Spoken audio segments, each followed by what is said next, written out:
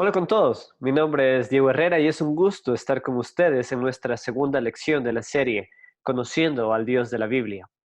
En la primera lección vimos que la única forma de conocer a Dios es a través de su autorrevelación y que su autorrevelación se encuentra en la Biblia.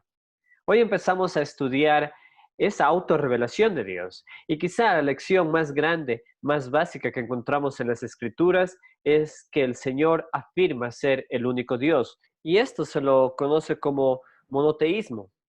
Monoteísmo es la creencia que no hay otro Dios aparte del Señor. Esta lección está basada en el libro The Forgotten Trinity del doctor James White. Empecemos. Sabes que cada mañana un judío fiel repetía las palabras de una oración. Esta oración no solo que definía su fe, sino que le daba las bases mismas a su religión e incluso a su nación. Esta oración es conocida como Shema, y esta oración está basada en un mandamiento que el Señor les dio al pueblo de Israel antes que entren en la tierra prometida. Esto esta, este mandamiento lo encontramos en Deuteronomio capítulo 6, los versículos del 4 al 6, que dicen lo siguiente. Escucha Israel, el Señor nuestro Dios es el único Señor. Ama al Señor tu Dios con todo tu corazón, con toda tu alma, con todas tus fuerzas. Grábate en él, grábate, perdón, en el corazón estas palabras que hoy te mando. Dios les dio este mandato al pueblo de Israel por la razón que ellos iban a vivir en medio de otras naciones que tenían otros dioses. Entonces Israel iba a ser tentado de adorar a otros dioses, como tristemente sucedió. Pero lo que nos interesa por ahora es ver que en medio de este contexto cultural politeísta, el Señor, Yahweh, afirma ser el único Dios, digno de ser adorado.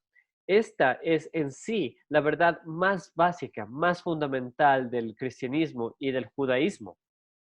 Ahora que, ahora, la Biblia no es que tan solo presenta a Dios como el único Dios, sino que da pruebas de ello. Y la prueba de ello es la creación.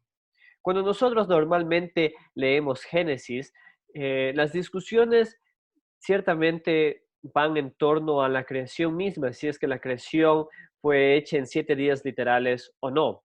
Ahora, aun cuando este tema es importante, parece que la Biblia presenta la creación en realidad para enfatizar algo diferente. Y esto es la exclusividad del Señor, la exclusividad de Yahweh como el único Dios del universo.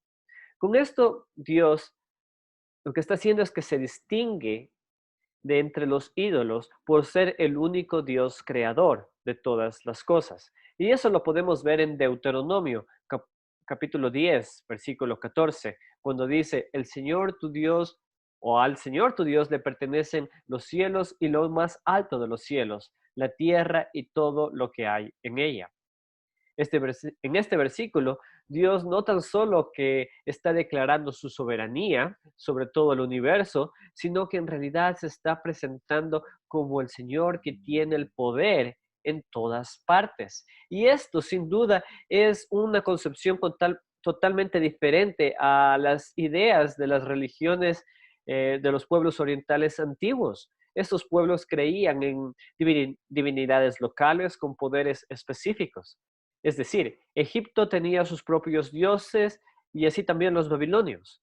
Estos dioses tenían poderes y, por así decirlo, jurisdicción sobre su propio territorio. Ahora, aquí el Señor, a través de este versículo que leímos en Deuteronomio, Él está afirmando que a Él le pertenecen los cielos y la tierra y está afirmando que no hay otros dioses, sino que Él tiene el dominio sobre toda la tierra. Y como dijimos, esto sin duda es una concepción completamente diferente a las otras concepciones religiosas de aquel entonces. Y esto quizá nos ayude a entender mejor el relato de las 10 plagas de Egipto.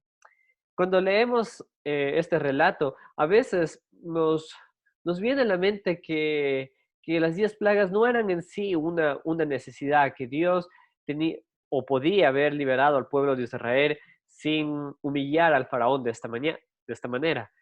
Ahora, ciertamente Dios pudo hacerlo, pudo liberar al pueblo de Israel sin recurrir a las plagas, pero lo que vemos es que Dios utiliza las plagas para enseñar algo a los egipcios y a los israelitas también, y eso es enseñar que el Señor es el único Dios, que los dioses de los egipcios realmente son nada. Dios a través de las plagas está enseñando, está demostrando su exclusividad como Dios que tiene dominio sobre toda la tierra, y Él también está trayendo juicio sobre la idolatría.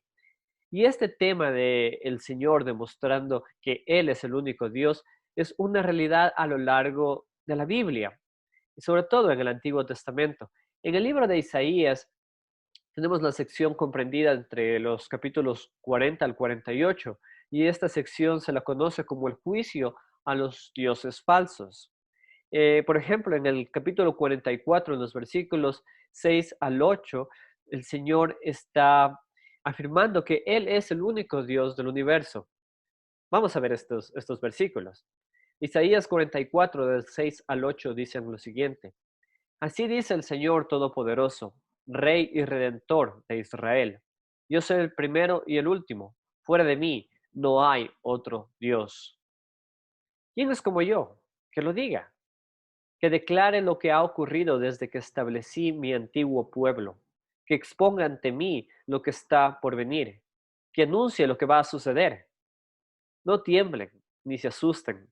¿Acaso no lo anuncié y profeticé hace tiempo? Ustedes son mis testigos. ¿Hay algún Dios fuera de mí? No, no hay otra roca. No conozco ninguna. En esta sección Dios está enfatizando que Él es el único Dios, que no hay nadie fuera o no hay otro Dios fuera de Él. Dios está diciendo que Él es eterno, que nadie lo creó. Dios está diciendo que no hay ni siquiera alguien que se le pueda parecer, que se le pueda comparar a Él. Dios en esta sección, en estos capítulos en Isaías, reta a los ídolos de las otras naciones a que revelen el futuro, a que den detalle con exactitud de las cosas que van a pasar. Con esto podemos ver que Dios afirma que Él conoce todas las cosas. Y Dios conoce todas las cosas, no porque tenga una bola de cristal donde Él pueda ver el futuro, sino que Él sabe todo porque Él es el creador de todas las cosas. Dios es el creador del tiempo y del espacio. Dios es el creador del pasado, del presente y del futuro también. Así que a lo largo de esta sección, Dios está retando a los ídolos de las otras naciones, y puedes ver que no existe ninguna respuesta de ellos. Y la razón es obvia. Los ídolos no pueden responder porque son mudos. Bueno, en realidad no tienen vida.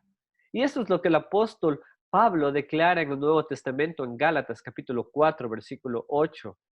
Él dice que de por naturaleza no eran dioses. Con esto podemos ver que toda la Biblia categóricamente enseña que el Señor, enseña que Yahweh es el único Dios, que no hay Dios fuera de Él y que ni siquiera hay una criatura que se le pueda comparar. Y esto lo podemos ver en la creación misma. Cuando Dios creó todas las cosas, Dios lo hizo desde la nada. Y esto se lo conoce como creación ex nihilo. Es decir, que Dios no utilizó materia preexistente para crear el universo, ni mucho menos que Dios haya utilizado su sustancia, por así decirlo, para crear el universo. Obviamente no es que Dios tenga sustancia, el Señor es espíritu, pero con esto simplemente quiero dar a entender que Dios utilizó, o Dios no utilizó algo para crear el universo, sino que Dios utilizó simplemente sus palabras. La creación fue hecha desde la nada. Y con esto podemos ver que el Señor realmente es completamente diferente al resto de la creación. Y esto en sí ya responde las ideas de los mormones y los testigos de Jehová con sus, con lo que ellos piensan de que existen dioses o deidades menores al Señor. Ya acabamos de ver los versículos en Isaías que dice que no existe Dios aparte del Señor y vemos que en la creación que nada se le puede comparar al Señor. Dios es el único ser eterno y por lo tanto Él es completamente trascendente, es decir, que no puede ser comparado con nada. Y esto también nos ayuda a entender un poco el tema o el problema acerca de la idolatría. J.I. Packer en su libro El conocimiento del Dios Santo, hablando de la idolatría, nos dice que la raíz del problema es que Dios no puede ser comparado con nada. Piensa en el becerro de oro que los israelitas hicieron para adorar mientras Moisés estaba en el monte con el Señor. Los israelitas hicieron la imagen de un becerro, de un toro. Y bueno, y la pregunta es, ¿por qué un toro? Dios liberó a los israelitas de Egipto mostrando su poder, mostrando su fuerza. La Biblia lo llama como el brazo de Dios. Entonces, de cierta manera, el representar o el hacer una imagen que represente fortaleza tenía sentido. Y, y en esto podemos ver que un toro para los israelitas era la imagen de esta fortaleza. Quizá para ellos era la mayor fuente de fuerza que conocían. Entonces los israelitas hicieron un toro. El Señor los liberó de los egipcios a través de su despliegue de fuerza.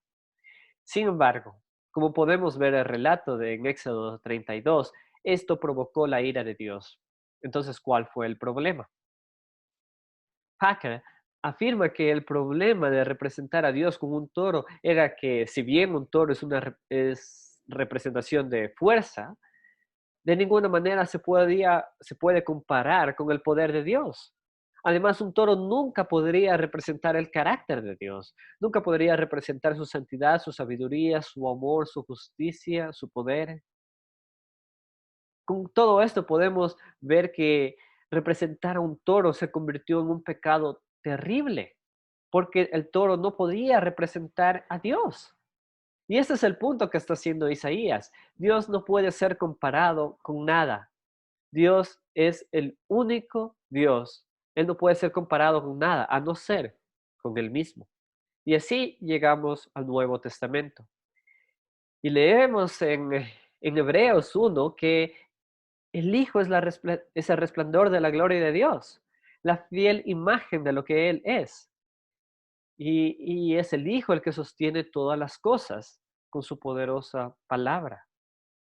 Colosenses 1:15 dice que el Hijo es la imagen del Dios invisible, porque a Dios le agradó habitar en Él con toda su plenitud.